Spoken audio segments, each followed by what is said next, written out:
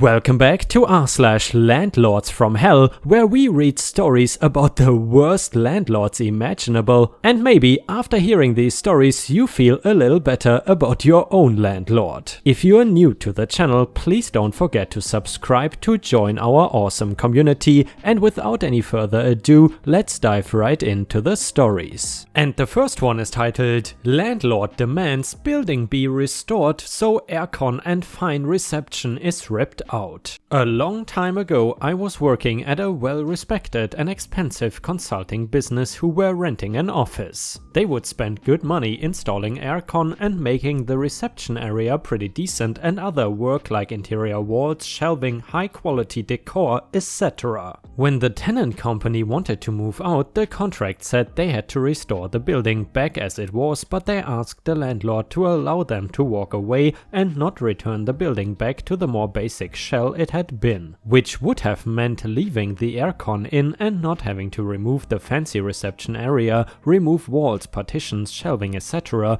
This would have been a win-win for both parties. For some reason the landlord said no, and despite attempts to persuade them, they were adamant. The tenants said okay and ripped everything out, including tens of thousands of aircon, leaving the landlord with an empty shell again, which proved harder to rent out and attracted lower rent.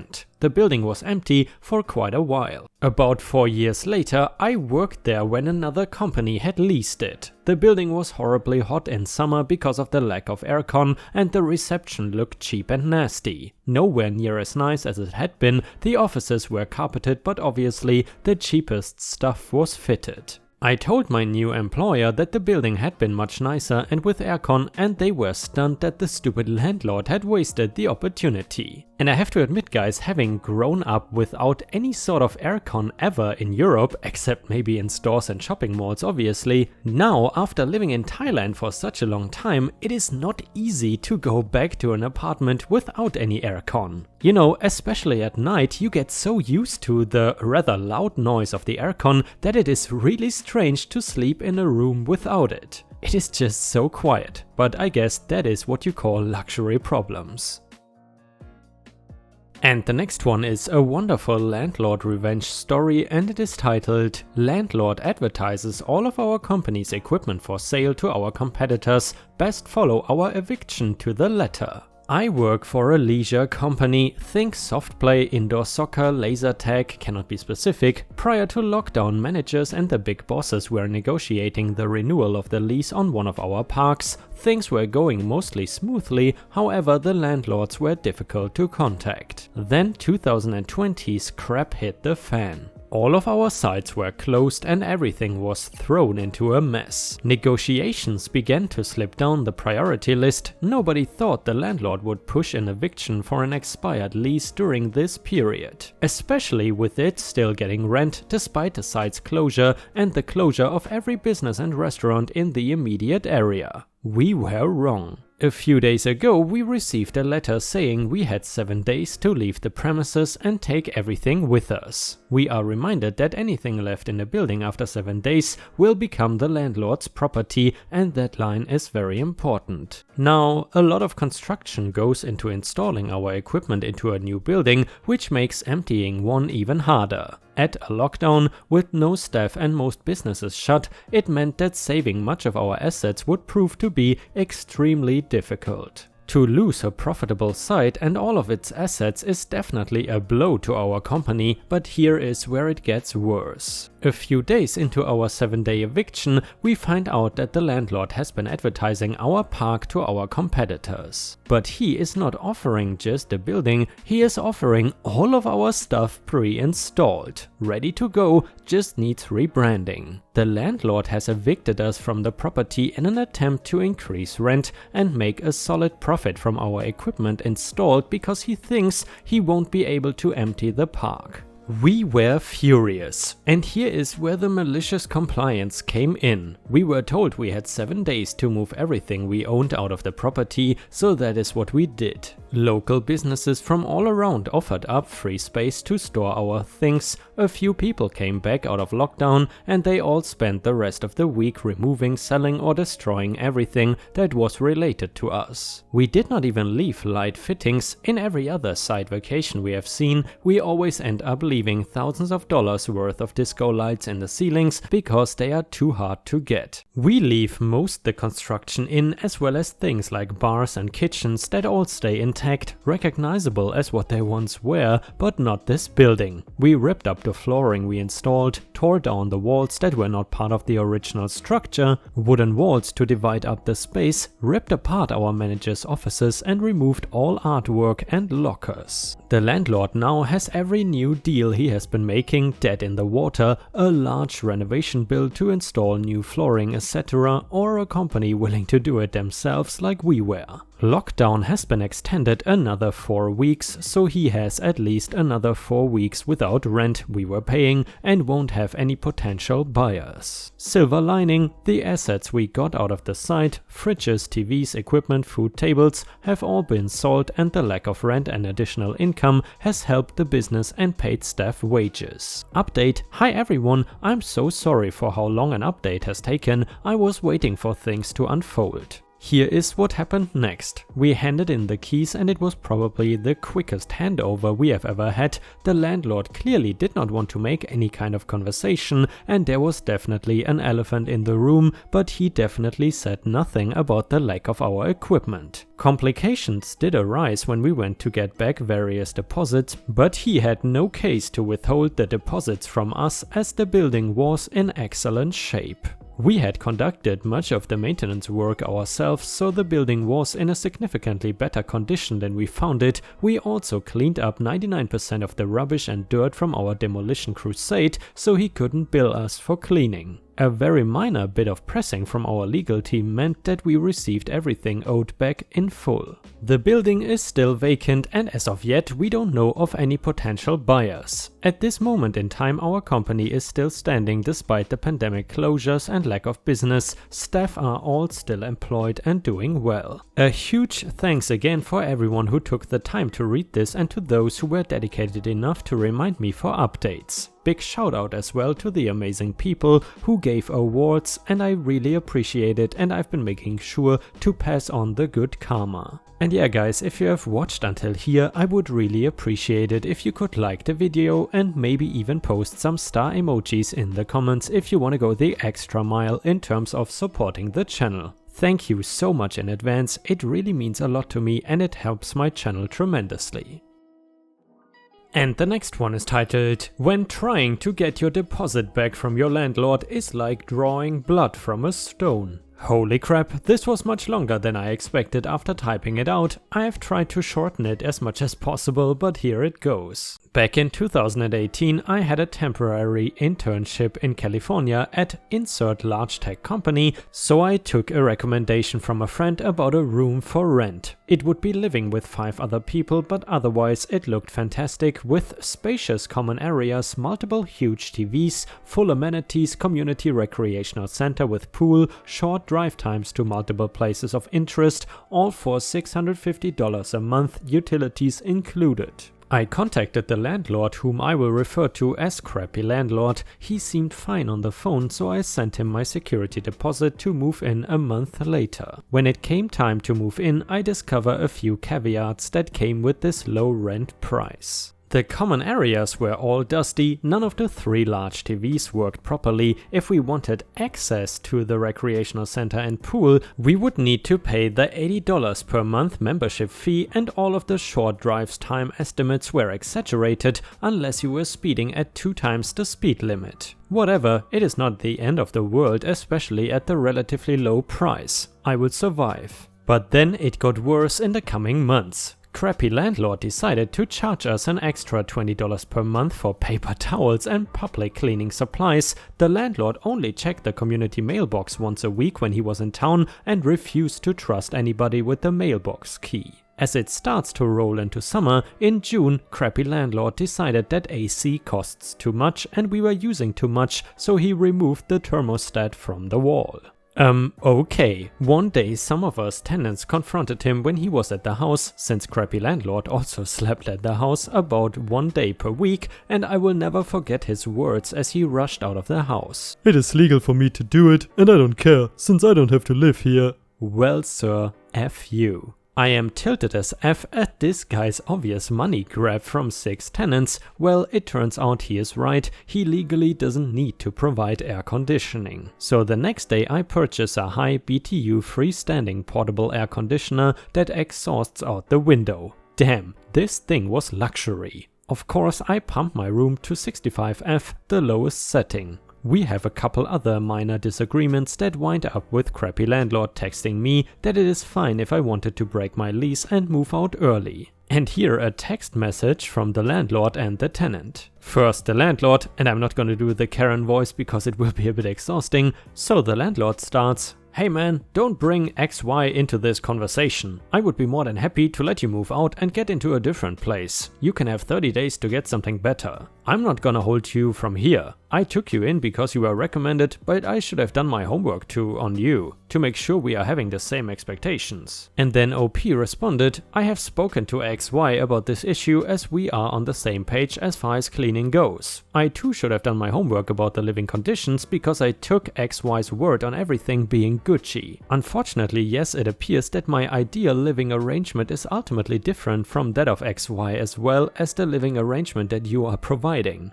Okay, great. Please give me a 30-day notice for your move out. Whenever you are ready, give me your notice." Perfect. When crappy landlord finally gets a whiff of my AC setup, he comes to my room to complain about my AC unit. I reply curtly, "It is legal for me to do it, and I don't care since I don't have to pay for electricity." He leaves and later sends me a text. And the landlord said, "About the AC unit you have in your room. If you chose to run the AC in your room at 50 degrees because your computer generates so much heat, then that is your choice. But you will need to pay for an additional $100 per month for the additional electricity you've been spending.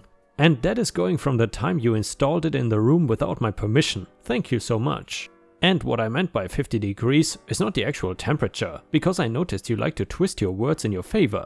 The AC unit needs to come out of the room today. Thank you so much. Here's the electrical bill, more than double since last month, with the temperatures being very close to the same.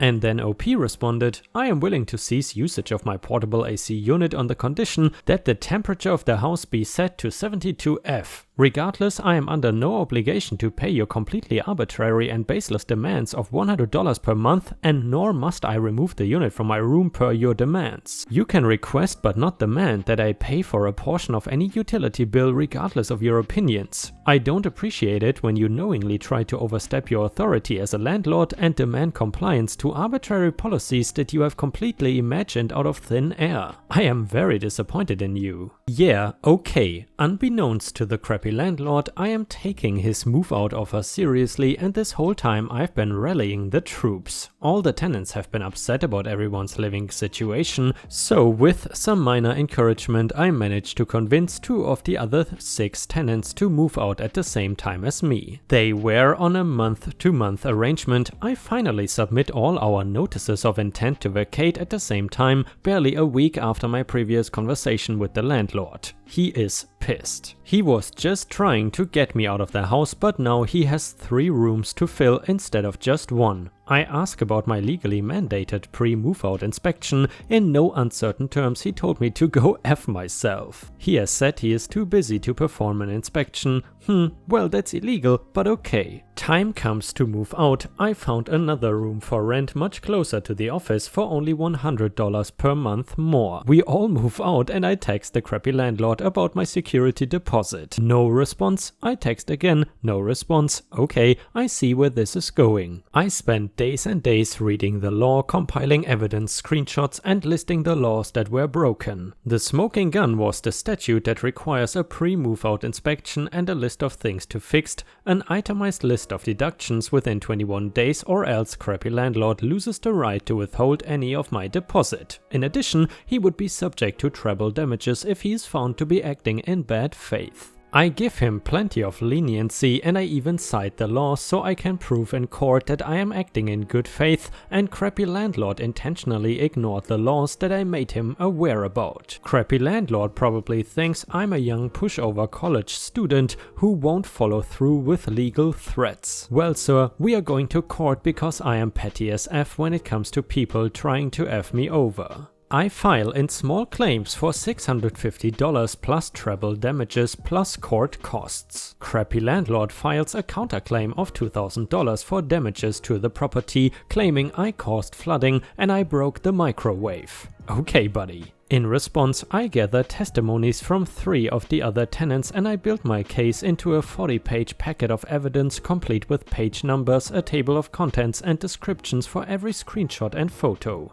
I make 3 copies of everything and submit it to the court and the defendant crappy landlord. The court date is set for November and I leave the state just before Christmas, so just in time to appear in person since my internship ends and I fly home in December. He starts filing to request to postpone the trial, he cites a doctor's appointment and the motion is granted. Court date is rescheduled for a month later in December but still before I fly home. New court date approaches and he files another request to postpone, citing another doctor's appointment. Somehow that motion is granted as well and we are rescheduled yet again to January. Darn. January rolls around and surprise surprise, guess who's got another doctor's appointment conveniently on the same exact day of the trial? Denied. The court finally got off his bullcrap and denied the motion because he cannot prove he scheduled the doctor's appointment prior to the court date being moved. Well, I'm not in CA anymore, I am across the country on the East Coast. Crappy landlord thinks if I'm no longer in the state he will automatically win since I'm not willing to fly back to CA. Well, unbeknownst to crappy landlord, California courts offer an option to appear by telephone. Court day comes and I get the call. I am sworn in and then connected to the court. I am given time to present my case. Unfortunately, I didn't prepare a script, so I kinda summarized the events and explain why I deserve money. Then crappy landlord gets time to defend himself and explain his counterclaim. He doesn't prepare anything either and he ends up rambling about random stuff that doesn't help his case at all. For example, he spends a lot of time explaining how another one of the tenants was crappy and so his behavior was justified. He does not even have a sliver of evidence for his counterclaim when the judge asks for it. The judge asks a few more questions and announces that he will review the evidence and we will get the decision in the mail. A couple weeks later I get the judgment saying I am owed $650, crappy landlord gets nothing. Well damn, no treble damages for me. However, it is just my luck the crappy landlord is a piece of crap that won't accept defeat. He files for an appeal for who knows what, it is granted, redo trial is scheduled for May. This time I am 10 times more prepared. Once again I am sworn in and then they connect me to the courtroom speaker. This time I have a hashed out script that I read, making sure to emphasize how often I informed crappy landlord of the law, how often crappy landlord knowingly broke the law, and how I offered so much leniency and so many opportunities to do the right thing. Once again, crappy landlord does not prepare anything but instead rambles on so much that even the judge tells him to get back on track multiple times. Crappy landlord claims I caused water damage and had to replace all the carpets. The judge asks for an invoice or receipt, he has none. Crappy landlord claims I broke the microwave, so the judge reads him the 3 witness statements that all state I didn't break the microwave. Crappy landlord says they are all lying, he still has no evidence whatsoever. At this point the judge clearly sounds done with his crap and says we will get his decision in the mail and the call ends. A couple weeks later I get the judgment, I am owed $1,800 and crappy landlord still gets nothing. Well damn, would you look at that? His appeal did not quite work out for him. He goes from owing $650 to owing me $1,800. Being the craphead that he is, he files for a mistrial, claiming I was not sworn in and that I lied in my testimony. However, it got denied. Outside of court, crappy landlord offers a payment plan of $20 per month, which will take 7.5 years to pay back, or otherwise he refuses to pay up. Okay, I see how collecting my money is going to be. I figure out he banks at BOA by looking up the checks I gave him for rent and seeing where they got cashed. I filed for a writ of execution that will allow me to perform a bank levy. It is granted, so I prepare a packet for the Los Angeles County Sheriff's Department to go to BOA and take his money. LACSD serves him with papers and orders BOA to freeze his account. After his allotted time, 30 days to contest the seizure, LACSD seizes his money plus 10% APY interest plus sheriff fees. I finally get the glorious check in the mail 20 months after moving out. I will probably frame it. Total $1,893. Edit: for everyone telling me to cash the check, I already deposited the money into my bank account via mobile check depositing. Edit number 2, small claims cases are cheap to file. You will pay about $50 in most states and it will be rarely as high as $100. Plus the loser has to pay you back when you win. And guys, unfortunately we have already reached the end of the video. I hope you enjoyed today's stories, and if you haven't already, please also go to patreon.com/ripeyoutube, where I upload exclusive Reddit videos starting at just $3 a month. This is a great way to support me in case you are interested, and the chance for me to become independent from YouTube revenue. Thank you so much for watching. Please don't forget to subscribe and like the video, and I hope to see you again tomorrow.